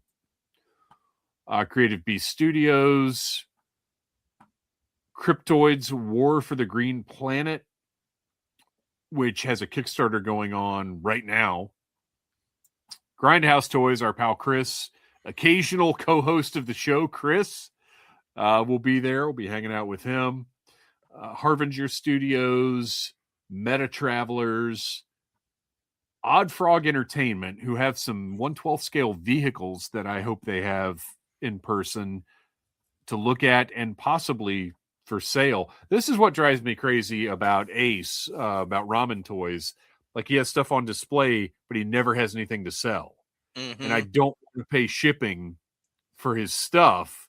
So I like, if he had all the stuff we saw at Joe Fest last year, if he'd had something there actually selling it, and I get there's a lot of expense involved in that, but I would own a Ramen Toys thing right now. Let's see. Riot Press Productions. Skeletron, our buddy Ben from Skeletron will be there, along with Mark O'Byrne. Tide Realm Corsairs, which is a new pirate-themed toy line. And then finally, Man or Monster Studios, who do Warlords of War, do a lot of stuff with O'Neill and Spy Monkey. I bought a bunch of Glyos figures at, I think it was at Joe Lanta last year. So tons of stuff going on at Toy Lanta, as well as I don't even know how many vendors. It's a really, really good toy show. I expect to have a lot of fun there. So, and we'll do a little follow-up on our next live stream about Toy Lanta and what we do. Now, Christian, are you still going to be able to make it? No, unfortunately, when they were saying, "Oh, work is going to be so slow," everybody put in for benefit time. This whole week and next week, I'm on. Well, I'm 6 days this week, and I'm all 7 days next week. Oh my gosh! Yeah, I'd much rather be looking at toys. Once again, we're denied the magical presence of Legion Cub. Fate is so unfair. You know what else is unfair? That's all the show we've got for you this week. Before we go, Christian, where can we find that toy photography you do so well? You can find me on Blue Sky and Instagram under the name Legion Cub. And Noel, why don't you tell us a little bit about The Finest? The Finest is an international G.I. Joe costuming club that raises money for a fantastic charity called Canines for Warriors. And if you are at Toylanta, we should be right when you first walk in, somewhere right up front. We're going to be upstairs. That's what I know, but the location is still TBD. Maybe in front of the Magnolia Hall, which is going to be the big upstairs hall this year. But looking forward to that. We got some awesome swag that you can pick up and help us raise money for this fantastic charity. And if I can lose about 30 pounds between now and Friday, I'll wear that leatherneck costume. But I don't know. Well, if you do, let me know how, because I need to on that same train. Follow us on Instagram at Audible Interlude Podcast. Our music is by Chris Lodge of Neon Warlords. Check out Neon Warlords wherever you listen to music online. Our next live stream is on the Needless Things YouTube channel on March the 30th. Until then, yo, Joe.